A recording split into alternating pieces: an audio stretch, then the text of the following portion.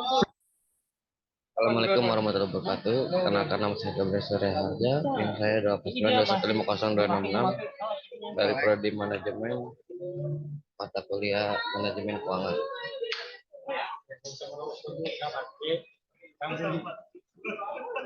Pembahasan yaitu rasio likuiditas, rasio solvabilitas, rasio aktivitas.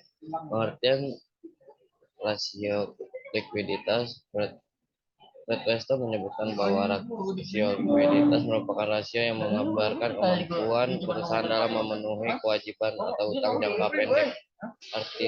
Artinya apabila perusahaan ditagih, perusahaan akan mampu memenuhi untuk tersebut, terutama utang yang sudah jatuh tempo. Dengan kata lain, rasio likuiditas berfungsi untuk menunjukkan atau kewajiban yang sudah jatuh tempo, baik kewajiban pada satu mengukur kemampuan perusahaan dalam memenuhi pihak perusahaan maupun di dalam perusahaan. Demikian dapat dikatakan bahwa kegunaan rasio ini adalah untuk mengetahui kemampuan perusahaan dalam membiayai dan memenuhi kewajiban atau utang.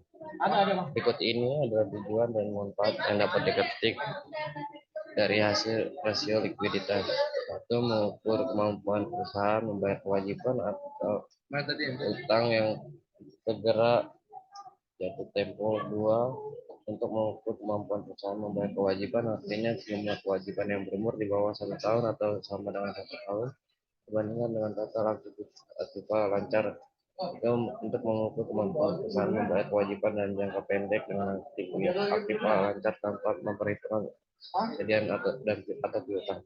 5, untuk mengukur atau membandingkan antara jumlah sediaan yang ada dengan modal perusahaan. 5, mengukur seberapa besar uang kas yang tersedia membayar utang. 7, untuk melihat kondisi dan posisi 7, untuk melihat posisi likuiditas perusahaan dari waktu ke waktu dan membandingkan untuk beberapa periode untuk melihat pelemahan yang dimiliki perusahaan. Dan manfaat rasio likuiditas itu satu, perhitungan rasio likuiditas memberikan cukup banyak manfaat bagi berbagai pihak dan yang berkepentingan terhadap perusahaan. Pihak paling berkepentingan adalah pemilik perusahaan, manajemen perusahaan, guna menilai kemampuan mereka sendiri. Dua, oleh karena itu perhitungan rasio likuiditas tidak hanya berguna bagi perusahaan namun juga bagi pihak luar perusahaan. Dalam praktiknya terdapat banyak manfaat untuk tujuan analisis rasio likuiditas bagi perusahaan. Jenis-jenis rasio likuiditas. Secara umum, tujuan rasio keuangan digunakan untuk menilai kemampuan perusahaan dalam memenuhi kewajibannya. Namun samping itu, dari rasio likuiditas dapat diketahui hal-hal lain yang lebih spesifik yang juga digunakan dalam praktiknya. Untuk mengukur rasio keuangan secara lengkap dapat menggunakan jenis yang ada, yaitu satu, rasio lancar, rasio sangat lancar, rasio kas, rasio perputaran kas, inventory to working capital. Cara menghitung rumus, rumus rasio lancar yaitu rasio yang paling sederhana dibanding cara lainnya. Perhitungan ini dimaksud untuk mengetahui tingkat kemampuan perusahaan dalam memenuhi kewajiban jangka pendek dengan aktiva perusahaan yang likuid pada saat ini atau lancar. Aktiva lancar, rasio lancar sama dengan aktiva lancar dibagi utang lancar. Contohnya, suatu perusahaan memiliki aktiva lancar sebesar 10 juta dan kewajiban lancar sebesar 5 juta. Jadi curah rasio perusahaan adalah 10 juta dibagi 5 juta sama dengan 2,0. Cara menghitung rasio cepat itu merupakan penjelasan lebih lanjut dari rasio. Perhitungan rasio hanya menggunakan aktiva lancar yang paling likuid karena sulit untuk ditukar dengan kas. Rasio cepat sama dengan aktiva lancar persediaan dibagi utang lancar. Misalnya, perusahaan Maju Jaya memiliki aktiva lancar senilai 20 juta, investasi 10 juta, dan kewajiban lancar 6 juta. Maka rasio tepatnya adalah 20 juta dikurang 2 juta dibagi 6 juta, hasilnya 3,0. Hasil perhitungan rasio jika lebih dari 1,0 maka menunjukkan kemampuan perusahaan yang baik dan memenuhi kewajiban. boleh jadi perusahaan jumlah besar karena tidak dialokasikan pun sehingga tidak produktif. Sebagai contoh, sebuah perusahaan memiliki utang yang segera jatuh tempo senilai 1 juta, sementara akibat lancar memiliki perusahaan sebesar 1.200.000. Perusahaan ini dikatakan liquid, artinya perusahaan mampu membayarkan uang tersebut. Sebaliknya, jika aktif lancar yang dimiliki perusahaan hanya sebesar 800.000. Artinya perusahaan ini tidak mampu membayar utang dengan seluruh aktif lancar yang dimilikinya. Perusahaan masih kekurangan sebesar 200.000 untuk utang yang meskipun kondisinya dengan keadaan liquid, posisi keuangan maka khawatir karena sisa harta lancar tinggal 200.000. Satu sebagai contoh di atas total harta lancar 2 juta sedangkan harta lancar 1 juta. Namun standar likuiditas ini tidak mutlak dilakukan karena tergantung jenis. Kesimpulan, perusahaan dengan kata lain risiko likuiditas guna mengetahui kemampuan perusahaan dan membiayai dan memenuhi kewajiban atau utang pada saat ditagih atau jatuh tempo. Rasio lancar merupakan rasio untuk mengukur kemampuan perusahaan membayar kewajiban jangka pendek atau utang yang secara jatuh tempo pada saat ditagih. Rasio cepat atau quick ratio merupakan rasio uji cepat yang menunjukkan kemampuan perusahaan membayar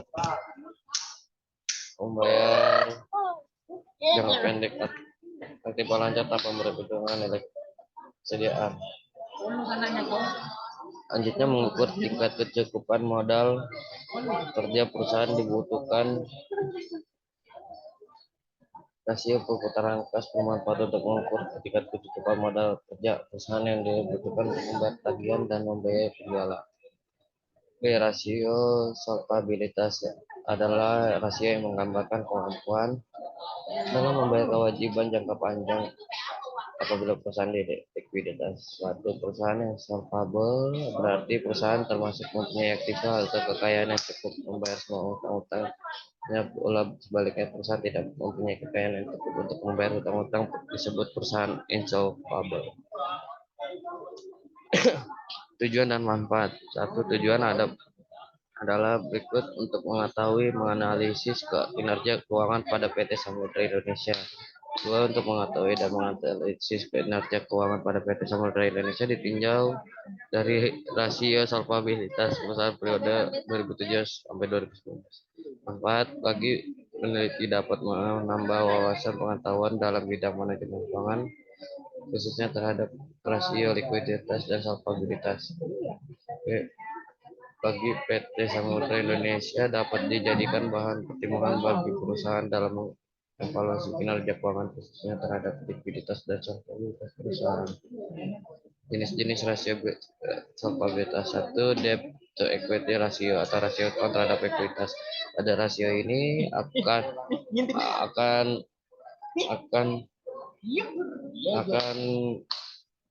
memaparkan porsi relatif antara utang dan ekuitas, kemudian digunakan dalam membiayai aset perusahaan. Rasio atau DER ini juga akan membandingkan total ekuitas dan liabilitas. Jumlah utang sendiri tidak boleh jumlah dibanding modal agar beban perusahaan tidak bertambah. Dua, deflasio. Deflasio atau utang juga menilai seberapa besar perusahaan berpatokan pada utang dalam membiayai aset. Rasio ini juga akan membandingkan total utang atau liabilitas. 3, times interest and net ratio. Rumus interest dan net ratio sama dengan laba sebelum pajak.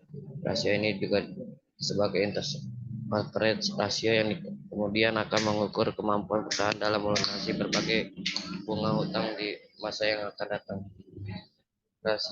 Rumus rasio solvabilitas. Debt to asset ratio contohnya memiliki total kewajiban dibayarkan 207 miliar dengan total aset yang dimiliki saat ini sebesar 200. Demikian perhitungannya adalah solvabilitas D per A PTA sama dengan 207 miliar dibagi 200 miliar sama dengan 1,35. Jadi solvabilitas antaranya 1,35 artinya memiliki kemampuan membayar kewajiban perusahaan ini ini bermasalah walaupun dengan catatan debt rasio rumus itu pemilik PT memiliki ekuitas di perusahaan besar besar 100 miliar dari total aset 100 miliar.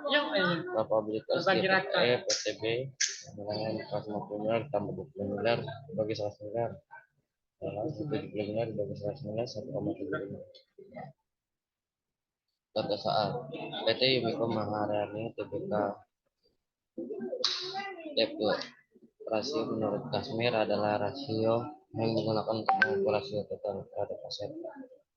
Depresi merupakan rasio utang yang digunakan untuk mengukur perbandingan antara total uang utang dengan total aktiva. Dengan kata lain, seberapa besar aktiva perusahaan dibiayai oleh utang atau seberapa besar utang perusahaan. Semakin sulit bagi perusahaan untuk memperoleh tambahan pinjaman karena dikhawatirkan perusahaan tidak mampu menutupi utang dengan aktiva yang dimilikinya.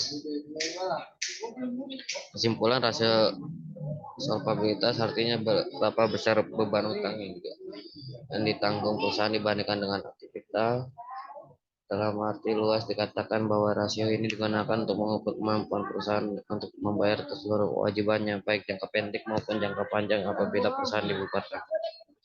C. Rasio aktivitas. Rasio aktivitas dilakukan misalnya di bidang penjualan, penagihan utang. Rasio aktivitas juga digunakan untuk menilai kemampuan perusahaan melaksanakan aktivitas sehari-hari. Dari hasil pengukuran dengan rasio aktivitas terlihat mampu atau tidak untuk mencapai target yang telah ditentukan.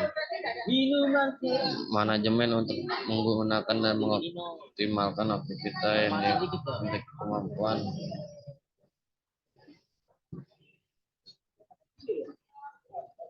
Tujuan dan manfaat rasio. Dalam bidang persediaan manajemen dapat mengetahui rata-rata sediaan tersimpan dalam gudang. Hasil ini dibandingkan dengan target telah ditentukan atau rata-rata industri. Kemudian perusahaan dapat pula membandingkan hasil ini dengan pengukuran rasio. Jika dalam bidang modal kerja dan penjualan, manajemen dapat mengetahui berapa kali dana yang ditanamkan dalam modal kerja berputar dalam satu periode. 4. Dalam bidang aktiva dan penjualan, manajemen dapat mengetahui beberapa kali dana yang ditanamkan dalam aktiva tetap berputar dalam satu periode. Jenis-jenis rasio aktivitas. Rasio aktivitas dapat digunakan manajemen mengambil keputusan terdiri beberapa jenis. Jika dibandingkan dengan penggunaan hanya sebagian saja, berikut ini beberapa jenis rasio. 1. Perputaran piutang merupakan rasio yang digunakan untuk mengukur berapa lama penagihan utang dalam satu periode atau berapa kali yang ditanam piutang ini berputar dalam satu periode. 2. Perputaran persediaan merupakan rasio yang digunakan untuk mengukur berapa kali dana yang ditanam dalam satu periode. Rasio ini dikenal dengan nama rasio perputaran persediaan. Cara menghitung rasio perputaran persediaan dilakukan dengan dua cara, yaitu pertama, membandingkan dengan harga pokok yang dijual dengan nilai sediaan, dan kedua, membandingkan antara penjualan nilai. Apabila rasio yang diperoleh ini menunjukkan perusahaan bekerja secara efisien, liquid, persediaan semakin baik. Rasio ini menunjukkan 18 kali sediaan dengan barang dagangan diganti dalam satu tahun. Apabila rata-rata industri untuk inventory turnover 20 kali, berarti inventory turnover. Contoh soal penjelasan berikut. Di bawah ini penjelasannya. Biaya barang yang dijual yaitu 50.000 tambah 450.000 dikurang 60.000, hasilnya 450.000. Persediaan rata-rata 50.000 tambah 60.000 dibagi 2, hasilnya 55.000. Rasio perputaran persediaan 440.000 dibagi 55.000, 8,73. Kesimpulannya itu merupakan rasio yang digunakan untuk mengukur seberapa efisien industri dalam menggunakan seluruh sumber energi yang dimilikinya. Efisien yang dicoba misalnya di dalam bidang penjualan, penagihan piutang, serta efisien yang baik yang lain. Pertama, untuk mengukur seberapa lama penagihan utang dalam satu periode, di mana hasil perhitungan dalam jumlah piutang tersebut tidak dapat ditagih. Sekian dari saya, terima kasih.